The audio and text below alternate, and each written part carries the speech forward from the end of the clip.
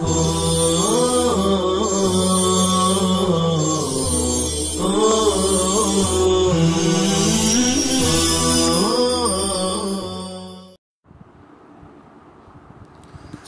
اللہ الرحمن الرحیم ومنها التفشی للشین وفاقا وهو انتشار الريح في الفم عند النطق بالحرف ومنها الاستطالة للضاد المعجمة وهي امتداد الصوت من مخرجه إلى آخر الحافة ومنها القلقلة بقطب جد لكنها للقاف وفاقا وهي صوت يحدث لانفكاك دفعي بعد التصاق محكم يجب بيانها في السكون كما هي أبين في الوقف۔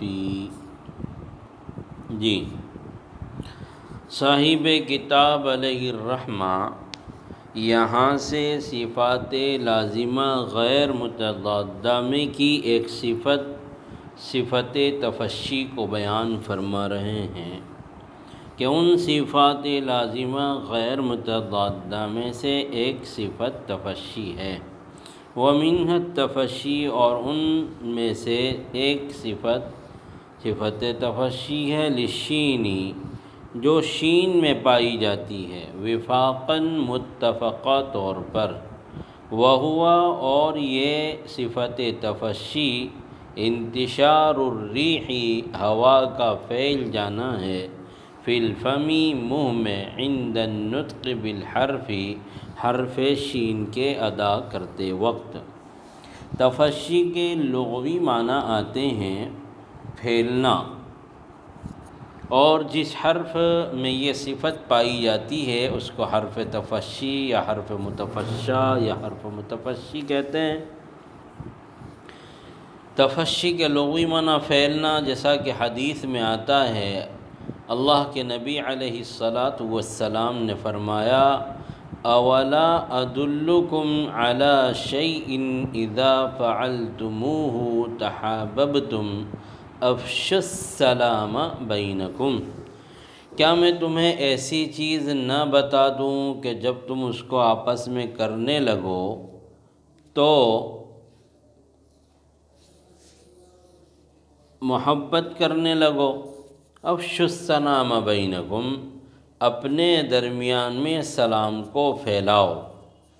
تو تفشی کے یہاں افشا کے معنی پھیلانے کے آتے ہیں۔ افشوا السلام، سلام کو پھیلاؤ، سلام کو رواج دو، سلام کو عام کرو۔ تو تفشی افشا سے بنا یعنی پھیلانا۔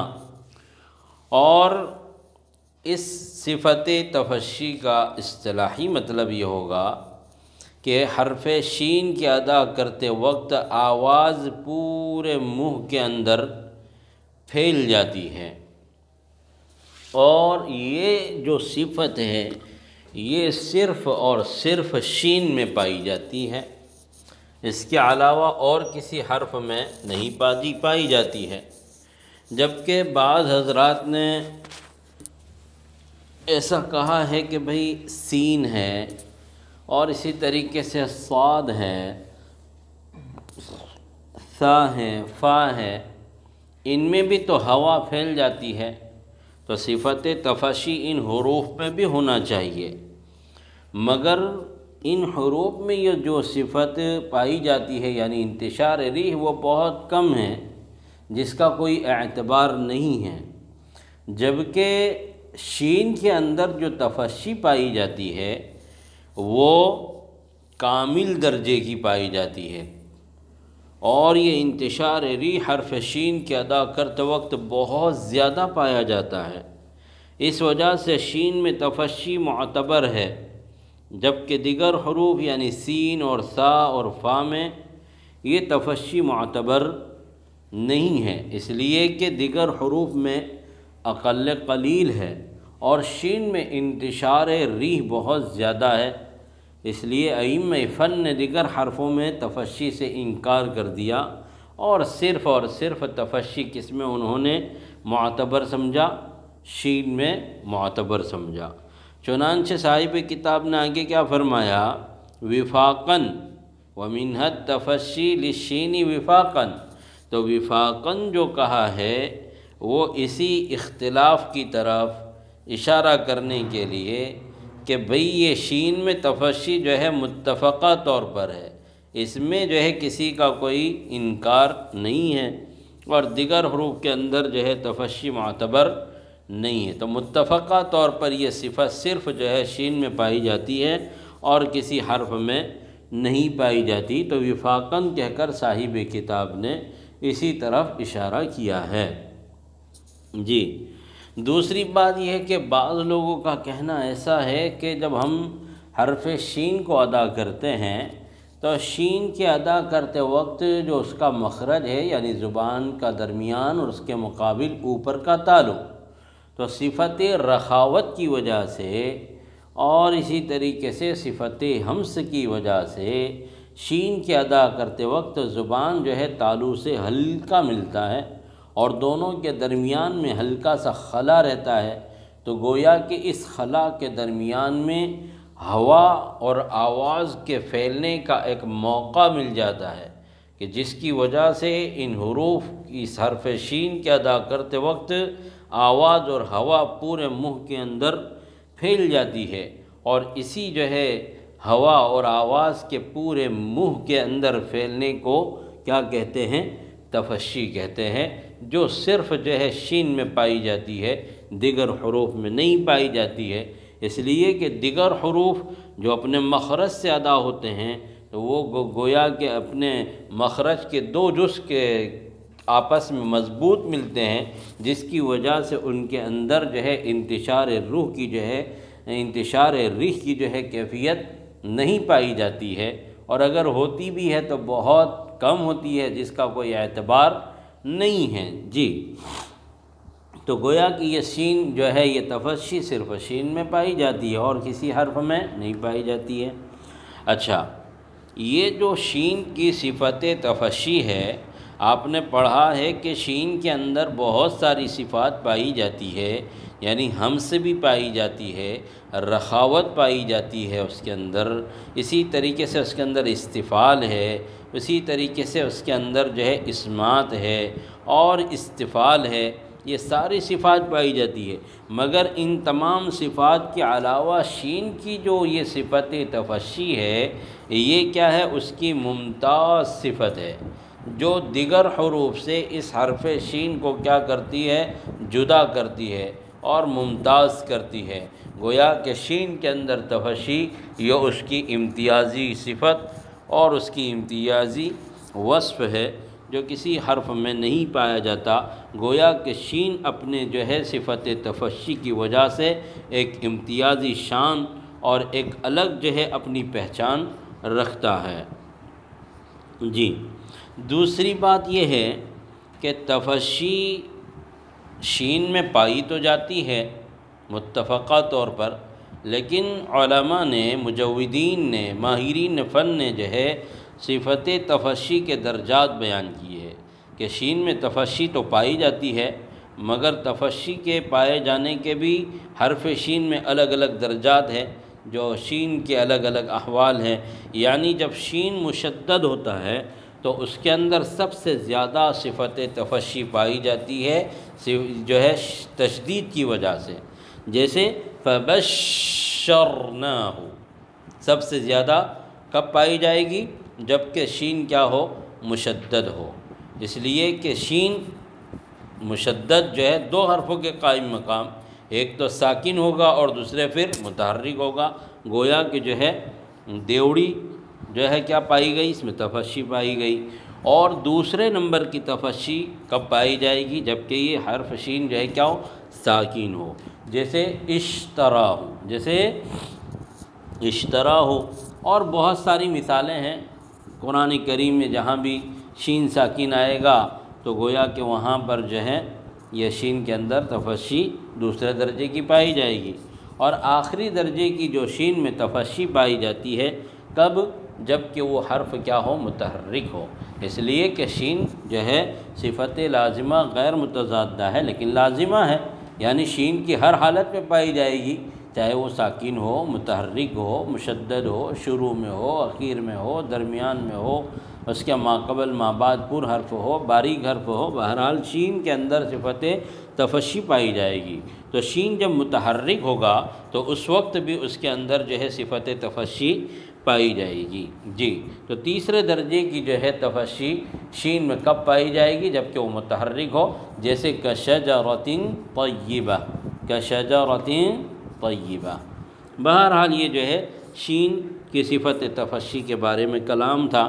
اب آگے جو صفت آ رہی ہے صاحب کتاب جس کو بیان کر رہے ہیں، وَمِنْهَا الْإِسْتِطَالَةُ، اور ان صفات لازمہ غیر متضادہ میں سے صفت استطالت ہے، للضاد المعجمہ، جو ضاد معجمہ میں پائی جاتی ہے۔ معجمہ یعنی جو ہے نقطے والی، اور مہملہ یعنی بغیر نقطے والی، یعنی جب مہملہ کہہ دیا جائے تو اس وقت کیا ہوگا کہ صاد مراد ہوگا، للصاد المہملۃ، یعنی اگر کاتب اپنی غلطی سے جو ہے کوئی نقطہ لگا دے یا غلطی سے روشنائی جو ہے وہاں پر پڑ جائے، جو ایک نقطے کی شکل اختیار کر لے، تو ظاہر سی بات ہے کہ کبھی تو وہ صاد کیا بن جائے گا؟ ضاد بن جائے گا، اور کبھی صاد ہو لیکن کاتب جو ہے وہاں نقطہ لگانا بھول جائے تو وہ کیا ہوگا؟ حقیقتاً ضاد ہوگا۔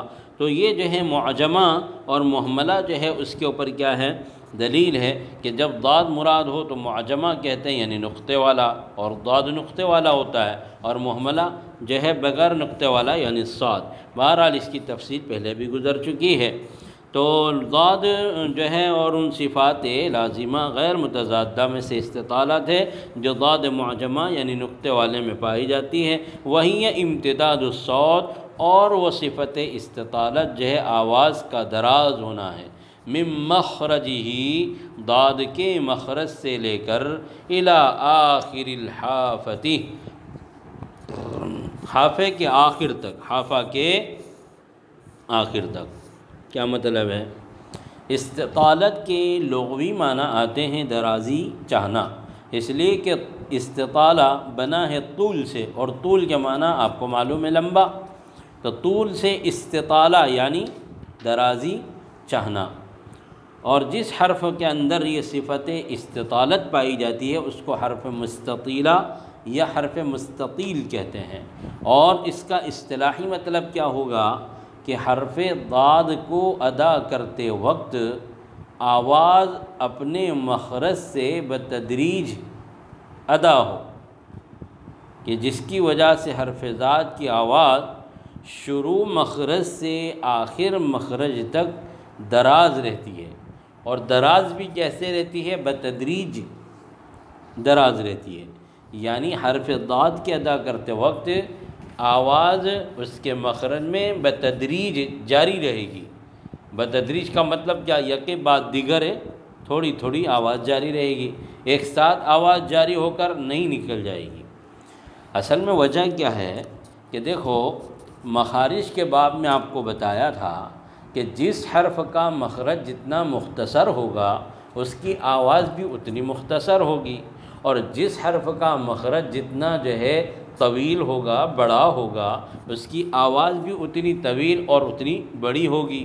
تو ظاہر سی بات ہے کہ ضاد کا مخرج جو ہے حافہ لسان، اور اس کے مقابل جو ہے اوپر کے ڈاڑھوں کی جڑ، تو گویا کہ ضاد کے اندر ایک نہیں، دو نہیں، پانچ ڈاڑھیں جو ہے کیا ہوتی ہے؟ لگتی ہے، یعنی پہلے ایک ناجز لگتی ہے، پھر 3 تواہین لگتے ہیں، پھر اس کے بعد جو ہے ایک ضاحک لگتا ہے۔ اس طریقے سے یہ جو ہے زبان کی کروٹ جو ہے ان 5 ڈاڑھوں پر لگتی ہے، اور اس طریقے سے ضاد ادا ہوتا ہے۔ اور ضاد کے مخرج میں آپ کو تفصیل سے بتایا گیا تھا کہ ضاد کے اندر جو حافہ لسان جو ڈاڑھوں کی جڑ میں لگتا ہے وہ یکایک لگ کر ہٹ نہیں جاتا ہے، بلکہ پہلے جو ہے ناجز پر لگے گا، پھر اس کے بعد ایک تاہین پر، دوسرے تاہین پر، تیسرے تاہین پر، پھر ہلکا سا کس پر لگے لگے گا؟ ضاحک پر لگے گا۔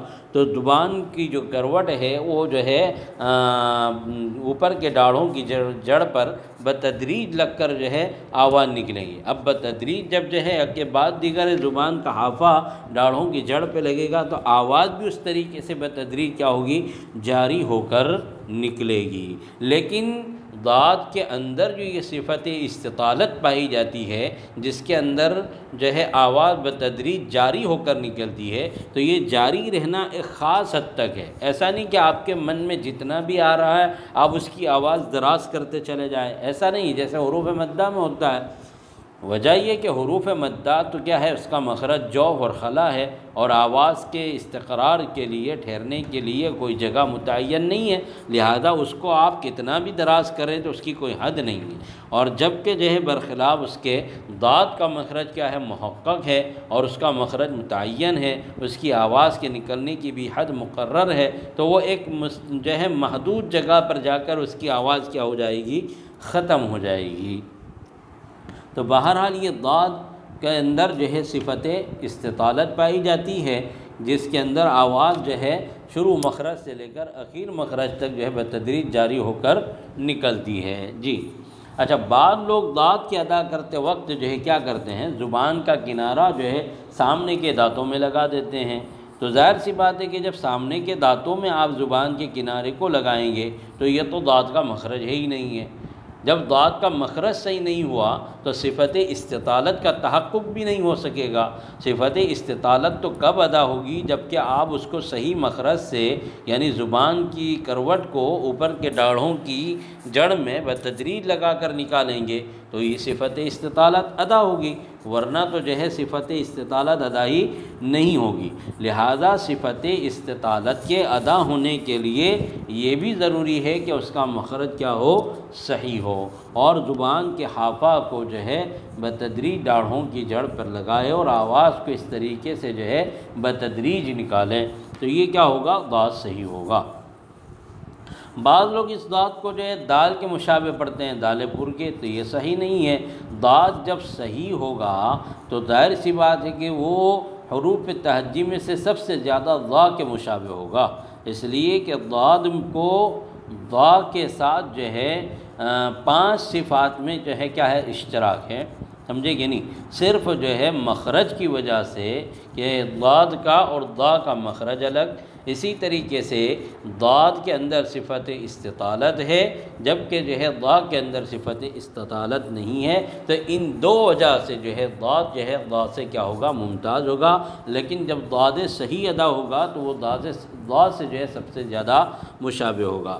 اب یہ معلوم ہو گیا کہ ضاد کی بہت ساری صفات ہیں، لیکن جو ہے یہ ضاد کی جو صفت استطالت ہے یہ ایک اس کی امتیازی صفت ہے، اور اس صفت استطالت نے جو ہے ضاد سے کیا کیا ہے؟ جدا کیا ہے۔ جیسا کہ علامہ جزری رحمۃ اللہ علیہ نے جو ہے اپنے کتاب المقدمۃ الجزریہ میں فرمایا ہے کہ وَمَيِّزْ مِنَ الضَّاءِ وَكُلُّهَا تَجِي، کہ ضاد کو مخرج اور صفت استطالت کے ذریعے سے جدا کرو، ممتاز کرو، کس سے؟ ضاد سے، سمجھے کہ نہیں؟ جی بہرحال یہ صفت استطالت جو ہے ضاد کے اندر پائی جاتی ہے۔ تو اب یہاں پر یہ سمجھ میں چلے ہیں کہ ضاد کو ادا کرنے کے لیے جو ہے صحیح مشق کریں، بار بار مشق کریں، صفت استطالت کی مشق کریں، اس کی ادائیگی پر پوری توجہ دیں، تو ظاہر سی بات ہے کہ آپ کا ضاد صحیح ادا ہوگا۔ اور یہ ضاد کے اندر جو اس کی ادائیگی کا مسئلہ ہے یہ آج سے نہیں ہے، بلکہ قدیم زمانے سے جو ہے ضاد کی ادائے صحیح پر اور اسی طریقے سے اس کی غلط ادا پر جو ہے پرانے زمانے سے اختلاف چلا آ رہا ہے، لیکن جو ہے مخرج اور اس کی صفات کی کما حقہ رعایت کریں گے تو یہ ضاد صحیح ادا ہوگا۔ لیکن اس کے ساتھ ساتھ ہی ضاد کا مخرج بھی صحیح ہو، اس کی صفات بھی صحیح ہو، لیکن جب تک آپ استاد ماہر کامل سے جو ہے آپ اس کی مشق نہ کر لیں، اور بار بار آپ اس کی مشق کر کر اپنے استاذ کو جو ہے سنا نہ دیں، اور استاد جب تک آپ کے ضاد کے صحیح ہونے کی تصدیق نہ کر لے وہاں تک وہ آپ کا ضاد صحیح نہیں ہوگا۔ جی، تو ضاد کی صحیح ادا کے لیے جو ہے مخرج پر، اس کی صفات پر توجہ دینا، اور اس کو مد نظر رکھتے ہوئے اس کی بار بار جو ہے مشق کرنا، یہ ساری چیزیں ہوگی جب آپ کا ضاد صحیح ادا ہوگا۔ جو ہے اگر آپ اس پر توجہ نہیں دیں گے، نہ اس کے مخرج پر توجہ دی گئی، نہ اس کی صفت پر توجہ دی گئی، نہ استطالت کے علاوہ اور جو اس کی دیگر صفات ہے، جیسے اس کی صفت استعلاء اس کی خاص صفت ہے، صفت اطباق ہے کہ جن کی وجہ سے یہ ضاد کیا ہوتا ہے پور ہوتا ہے، اس پر توجہ نہ دی گئی تو ظاہر سی بات ہے کہ یہ ضاد صحیح نہیں ہوگا۔ جی، تو وَمِنْهَا الْإِسْتِطَالَةُ صفات لازمہ غیر متضادہ میں سے صفت استطالت ہے، جو ضاد معجمہ میں پائی جاتی ہے، اور وہ آواز کا اس اپنے مخرج سے آخری حافہ تک جو ہے دراز ہونا ہے۔ یہ صفت استطالت کی صاحب کتاب نے اصطلاحی تعریف بیان کی ہے۔ بس آج کا ہم اپنا سبق یہیں پر ختم کرتے ہیں، آئندہ کل انشاءاللہ قلقلہ سے ہمارا سبق شروع ہوگا۔ السلام علیکم ورحمۃ اللہ وبرکاتہ۔